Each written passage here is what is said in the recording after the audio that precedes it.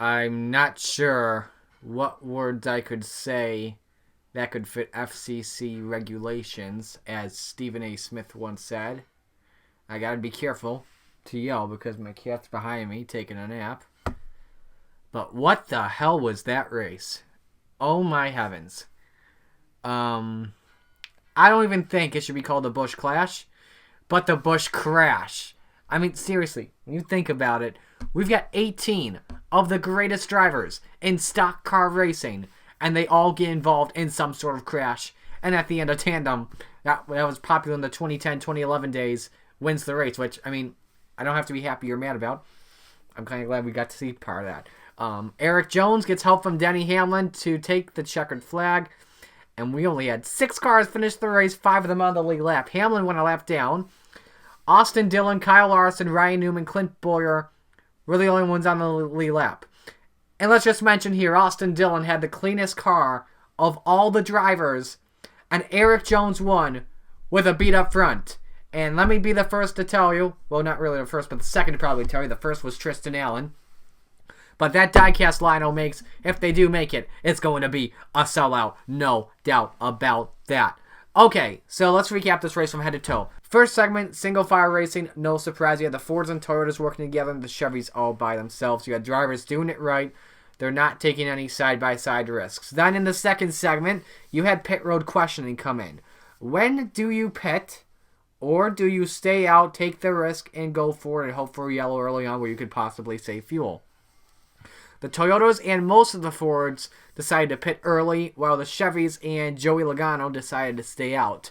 The ones that pit nearly 2 seconds faster, but those that were a lap short at the time were probably trying to bring the pack up and get a caution. Kyle Busch and Joey Logano were racing for the lead, and by the way, I'm not going to show any video of this to avoid getting this video blocked. I'm just going to show pictures, as you can see right now. Kyle looked to the outside. Joey Logano blocked. Kyle then tried the inside, and Kyle got into him and Brad Keselowski with nowhere to go. And that's just hard racing, pretty much. Sorry if I'm checking my phone pretty much. I'm just looking through all the updates on Twitter and stuff and like what people are saying. Brad Keselowski said it was the dumbest thing ever, and I think that was in regards to Joey Logano. Mr. Keselowski, I know you're mad that you got wrecked, but it's 9 to go in the clash.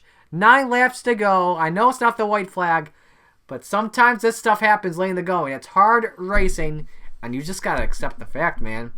Got to accept the fact that it is just plain hard racing, and I can understand that.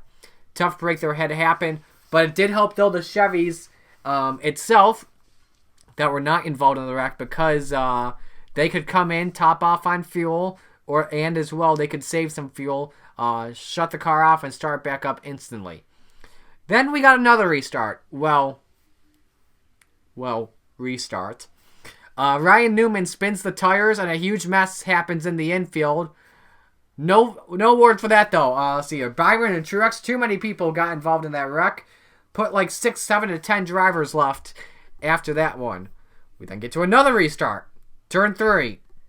Hamlin loses a right rear tire after heavy side drafting, and it put everyone involved except for maybe Austin Dillon, who had the cleanest car all race, missed every single wreck, and he still lost. I mean, what?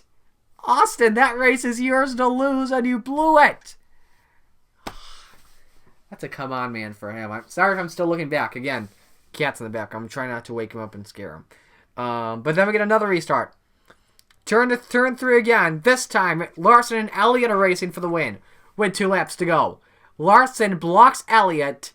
Chase tries to cross over. And hard racing again. They get together and they get another wreck with Eric Jones. I'm losing my mind. Like, what the hell is this race? And then we get the restart. Wild racing. I like that, though. I'll accept the wild racing at the end. 2 laps to go. You're going for the win, especially at the white flag when they were going for it. And then Eric Jones gets a push from Denny Hamlin. Remember, Hamlin's not battling for the win at all whatsoever because he was a lap down from all the wrecks and had to repair the car. Eric Jones gets the win. Drama, man. Just drama. Alright, I'm trying to think what else to say here. We gotta talk about Daytona 500 qualifying. Don't worry, I got all my notes here that I need for the 500 qualifying. But I got the results loaded up here. So official finishing order: Jones, Dillon, Boyer, Larson, Newman, and Hamlin. Excuse me. Those who finished the race. I had Hamlin win the race, and then he got the tire. And if he doesn't cut the tire, I think Denny Hamlin wins this race still. So I almost went 2 for 2 on race predictions. Darn it. But if I had to grade this race out of 10, 3 out of 10. I'll give the positive for the hard racing and the wild racing. But once again, you've got 18 of the world's best drivers in the National Association for Stock Car Auto Racing, and they all find a way to wreck. I get it. First off, to all of you in the comments that are saying, but it's close racing. I get it. But these drivers, some of them are experienced at these tracks, and I get it's in the closing laps of the race, but they still find a way to wreck each other.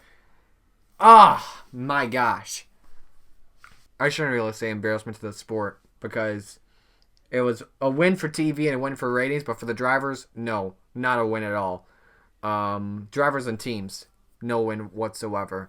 What else? I don't really know what else to say about this race, but 3 out of 10 because of all the drivers wrecking. But yeah, I don't know what to say about that. That was just wild and crazy. And let me talk about Daytona 500 qualifying before I lose my head. Literally, lose my head. Okay, so Ricky Stenhouse Jr. surprisingly got the pole and beat all 4 Hendrick drivers. Impressive. Very impressive. Bowman got the outside front row, so he starts in first in duel number 2. Chase got third, and Jimmy got fourth. A lot of people were picking Jimmy to get the time trials, to be the fastest in the time trials and get the pole for the 500. But friends, let me tell you something right now. Daniel Suarez could be in a little bit of trouble here.